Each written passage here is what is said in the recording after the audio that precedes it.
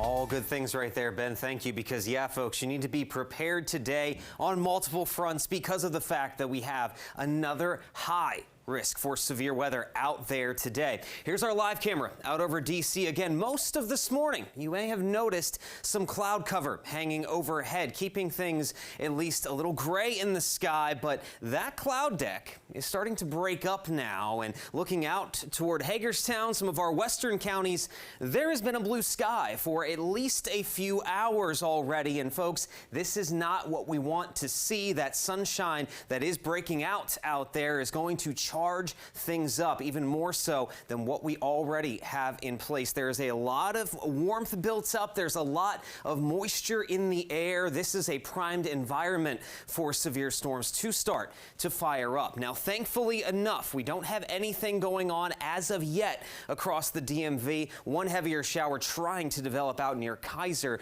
but that is about it for us. Now, again, we take a look out to the west. There is a lot happening across West Virginia, portions of Kentucky and Ohio. You see all of these storms firing up here. That is along a very strong cold front, something that we don't typically see in the month of August. This is a storm system you'd classically have in April and May when severe weather is a lot more likely. But unfortunately, folks, this is swinging our direction, and out ahead of that cold front is where all of this activity is going to fire up into the afternoon, the later afternoon hours and evening time here in the DMV. So it's just a matter of time. We're just waiting for things to start to get going. Now, here's the timing on all of these storms for us. We're likely to see those storms enter into some of our western counties in western Maryland and West Virginia as early as 2 p.m. And then the last storms will clear east of the Chesapeake Bay as late as 10 p.m. But we're talking about the primary time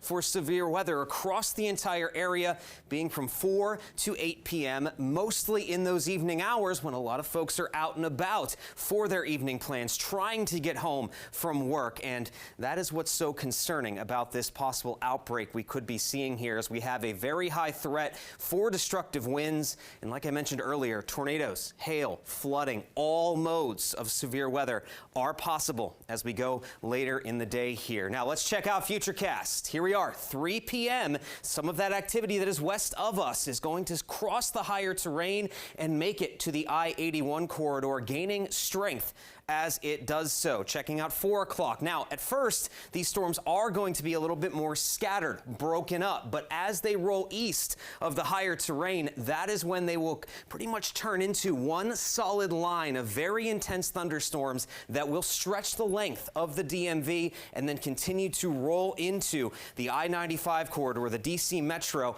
You saw the timing on that, folks. 6 o'clock, that line comes together, and then between 6 to 8 p.m. is when that is going to impact the main urban corridor here through D.C., along I-95 into Northern Virginia and Central Maryland. And then that line will continue to move east. 8 o'clock, we're talking right along the Chesapeake Bay. And then by 9 p.m., we'll start to see the worst of this severe weather head out of here, with all activity winding down by midnight tonight. So, folks, it's going to be a lengthy period of time that we're going to have that threat for severe weather. I cannot emphasize this enough. Have a way to get warnings, stay weather aware as you go out and about here today. Again, download our app, follow us on Facebook there, watch us here, and go on our website to get those warnings and alerts. They are going to be very important today as we deal with this destructive possibility of wind and severe weather. Now, the good news, it quiets down, and much of the rest of the week